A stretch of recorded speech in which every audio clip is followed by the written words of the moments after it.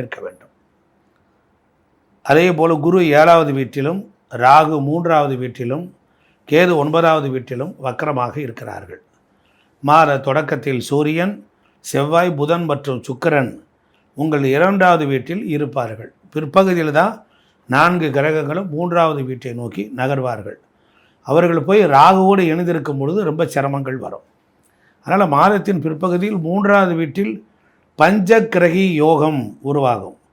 அதனால் வேலை செய்பவர்கள் தங்கள் சக ஊழியர்களிடம் அன்பாக நடந்து கொள்ள வேண்டும். ஏனெனில் அவர்களில் சிலர் பிரச்சனைகளை ஏற்படுத்தக்கூடும்.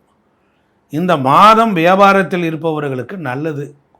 கொஞ்சம் பணத்தை முதலீடு செய்வதன் மூலம் சில ஆபத்துக்களை எதிர்பார்ப்போல உங்கள் தொழிலை வளர்க்க முடியும். அதனால் ரொம்ப கவனமாக செயல்பட வேண்டும். அதே போல் மாதத்தின் ஆரம்பத்தில் காதல் விஷயங்களுக்கெல்லாம் நல்லதாக இருக்கும். பிற்பகுதியில் நல்ல நேர்மையான பலன்களை கொடுத்துரும். அதே போல் நண்பர்களும் எண்ணிக்கை அதிகரிக்கலாம். நீங்கள் நிறைய சுற்றுலா, நிறைய ஃபங்க்ஷன், அதுபோல் நண்பர்களுடன் வேடிக்கையாக ஈடுபடக்கூடிய காலம், வேடிக்கை பார்க்கலாம். திருமணமானவர்களுக்கு இந்த மாதம் நல்லதை தரும். உங்கள் மனைவி சில விஷயங்களில் கடுமையாக நடந்து கொள்ளலாம். ஆனாலும் நீங்கள் மோசமாக உணரலாம்.